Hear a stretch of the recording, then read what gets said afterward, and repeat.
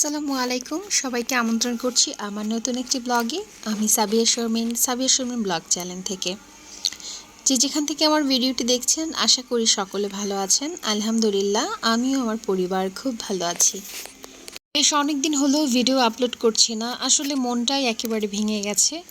হুট করেই লাস্ট কিছুদিন ধরে আমার সকল ভিডিওতে ভিউ এত কম আসছে, তার সাথে সাথে কিছু আপুরা সাবস্ক্রাইব করেও আনসাবস্ক্রাইব করে দিচ্ছে, যার জন্য মানসিকভাবে অনেকটাই ভেঙে পড়েছি। তারপরে ভাবলাম যে না, একটু চেষ্টা চালিয়ে যাই। এরপরে আবারও ভিডিওটা এডিট করছিলাম, ভয়েস দিচ্ছিলাম। তো সকালবেলা নাস্তায় ডিম ভাজি করে নিচ্ছি। আজকে আলিফার পাপাকে ডিম ভাজি করে দিলাম, আর গতকালকে মূলা দিয়ে যে ডাল রান্না করেছি সেটা তুলে রেখেছিলাম, ওটা একটু গরম করে দিলাম। এটা তাকে দিয়ে আমরা নাস্তা যেটা করব সেটার ব্যবস্থা করে নিচ্ছিলাম। তো আমার কিচেনের এই জায়গাটাতে রাখলাম, তো দেখছি যে ওই জায়গাটা একেবারে ফাঁকা ফাঁকা লাগছে, এই জন্য আবার ওই গাছটা দিলাম। এখন দেখতে খুব প্রাণবন্ত লাগছে, তা আমি মূলত এইটা এখানেই রাখবো। আর আজকে ফার্স্ট টাইম এখন রান্না শুরু করব, তাই ভাবলাম একটু আপনাদের সাথে শেয়ার করি।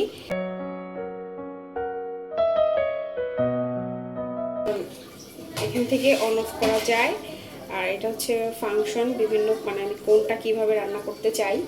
বিসমিল্লাহির রহমানির রহিম স্টার্ট করে দিলাম।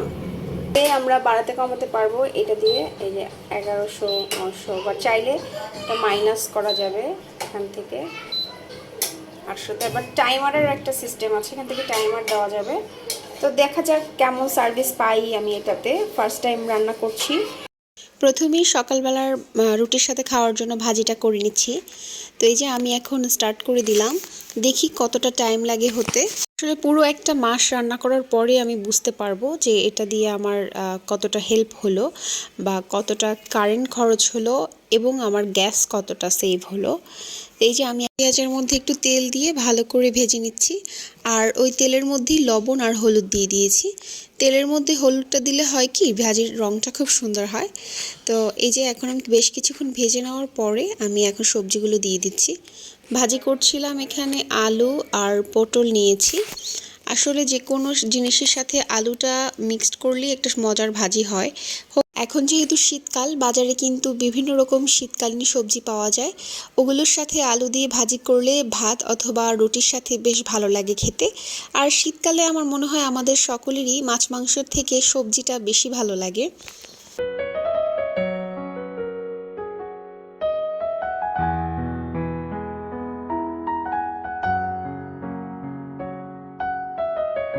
ভাজিটা বসিয়ে দিয়ে এখন রুটি ভাজতে চলে আসলাম। আমি অনেক দিন ধরে ভাবছিলাম মনে মনে রুটি ভেজে রাখার মতন একটা কিছু আমার লাগবে। তো আমার ওই ইলেকট্রনিক চুলাটার সাথে এই স্ট্যান্ডটা আমি পেয়ে গেছি। সম্ভবত এটার উপরে হাঁড়ি রেখে রান্না করার জন্য দিয়েছে, কিন্তু আমি এখন রুটি ভাজে রাখার কাজে এটা লাগিয়ে দিলাম। বেশ উপকারী হয়েছে আমার। এতক্ষণ পর্যন্ত যারা আমার ভিডিওটা দেখেছেন, এরই মধ্যে কোনো একটা অংশ যদি আপনাদের ভালো লেগে থাকে, তাহলে আশা করব তার ফিডব্যাক স্বরূপ আমাকে ছোট্ট একটা কমেন্টস এবং লাইকের মাধ্যমে জানিয়ে দেবেন। লাস্ট কিছু ভিডিওতে আমার ভিউ এত কম আসছে, বুঝতে পারছি না সমস্যাটা কোথায়, বা কি করলে আমার এই সমস্যার সঠিক সমাধান আমি পাবো। এই জন্য এই ভিউ কম আসার কারণে আমার মানসিকতা এতটাই ভেঙে পড়েছে যে ভিডিও করতে বা ব্লগ আপলোড করতে একদমই ভালো লাগে না। একটা ব্যাপার কি জানেন, যখন আমি ভিডিও আপলোড করতাম একেবারে শুরুর দিকে, তখন এইভাবে করে আমার ভিউ আসতো, কিন্তু তখন খারাপ লাগা কাজ করতো না, কারণ আমার কোনো এক্সপেকটেশনই ছিল না।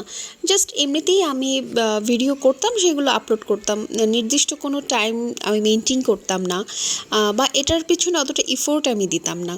কিন্তু যখনই আমার একটা ভিডিওতে অনেক বেশি ভিউ পড়লো, আই মিন 8K প্লাস, তখন আমার একটা ভালো লাগা কাজ করলো, এবং মনে হলো যে আমি একটু এফোর্ট দেই, যদি এখান থেকে কোনো একটা রেজাল্ট পাওয়া যায় তাহলে হয়তো বা আমার বেশি ভালো লাগা কাজ করবে। তো ওই লোভে পড়ে আমি আবার সেই টাইম মেনটেন করে ভিডিও করে আপলোড করা স্টার্ট করে দিলাম। তো ওই জায়গা থেকে আবার হুট করে যখন এটা ফল করলো, তখন আমার মনটা ভীষণই ভেঙে যাবে, এটাই স্বাভাবিক। কোনো কিছু না পাওয়ার বেদনাটা সহ্য করা যায়, যা আমি পাইনি, বাট পেয়ে তারপরে জিনিসটা যখন হারিয়ে যায় সেটা অনেক বেশি পেইনফুল। আসলে এটা যাদের সাথে হয়েছে তারাই একমাত্র ফিল করতে পারবে। ভিডিওতে যেটা দেখতে পাচ্ছেন আমি দুপুরে রান্না বসিয়েছি। আমার আম্মু বড় দুটো মুরগি এনেছিল, ওটা থেকে একটা আজকে রান্না করব। আর এরই মধ্যে দিয়ে আমার যে ইলেকট্রনিক চুলাটা আছে সেটারও উদ্বোধন হয়ে গেল। আমার আম্মু এসে এই চুলাটা দেখে বেশ খুশি হয়েছে। আমার সংসারে যদি নতুন কিছু কেনা হয় তাহলে আম্মু দেখে ভীষণই খুশি হয়। যে কোনো মায়েরাই দেখবেন মেয়েকে বিয়ে দেওয়ার পরে তার নিজের সংসারের থেকে তার মেয়ের সংসার যদি পরিপূর্ণতা বেশি পায় তাহলে সে প্রচণ্ড বেশি খুশি থাকে, আর সে ব্যক্তিটাই হচ্ছে মা। আমি এক এক করে সমস্ত মশলা দিয়ে ভালো করে ভেজে নিচ্ছিলাম, কষিয়ে নিচ্ছিলাম মশলাটা। কারণ যে কোনো তরকারির জন্য মশলাটা যত ভালো কষানো হবে তরকারির স্বাদটা তত ভালো আসে। আর এই মুরগিটা খেয়ে সবাই খুব প্রশংসা করেছিল, কারণ আমি পেঁয়াজটা একেবারে ভাজা ভাজা করে তারপরে মশলাগুলো দিয়েছিলাম। আর এই যে রানগুলো দেখালাম, এই রান এনেছে তার নাতনিদের জন্য, কারণ তার নাতনিরা রান খেতে ভীষণই পছন্দ করে। রানগুলো বেশ বড় ছিল, কারণ বড় মুরগি যেহেতু ওই জন্য বড় ছিল। এতে একটা সমস্যা হয়েছিল, ওরা ভালো করে খেতে পারেনি, কারণ বড় মুরগির রানগুলো একটু শক্ত হয়। বড় মুরগির যে মাংসের আঁশগুলো থাকে ওগুলো বেশ মোটা হয়, এজন্য এটা শক্ত লাগে খেতে। তো যাই হোক, তারপরও আমি ঢাকনা দিয়ে কিছুক্ষণ পরপর গরম পানি দিয়ে ধীরে ধীরে সেদ্ধ করে নিয়েছি। রান্নাবান্না শেষ করে কিচেনটাকে খুব ভালো করে ক্লিন করে নিলাম, আর আমি নিজেও গোসল করে চলে এসেছি। এখন বাচ্চাদেরকে খেতে দিয়ে দিব। আর এই যে আমার কিচেনটার ফাইনাল লুক।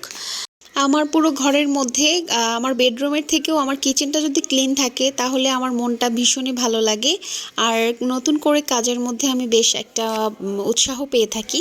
তো যার জন্য আমি সমস্ত কাজের আগে কিচেনটাকে ভালো করে ক্লিন করে নিই।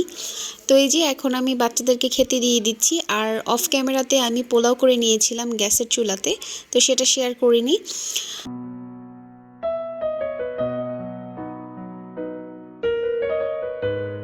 আমার বড় বেবিটা যখন থেকে চিকেন খাওয়া শিখেছে তখন থেকে এই রানটাও পছন্দ করে, আর আমরাও এই রানটা খাই না, কারণ ও বেশি পছন্দ করে দেখে ওকেই দিয়ে থাকি।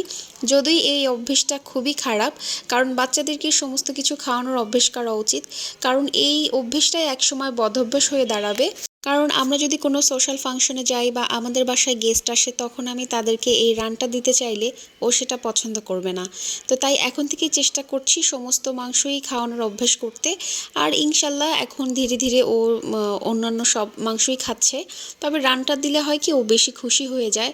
আর মা বাবা মানেই তো এটা যে সন্তানের খুশির জন্য এমন অনেক কিছুই করে থাকি যেটা ঠিক না। তো ধীরে ধীরে ঠিক হয়ে যাবে ইনশাল্লাহ।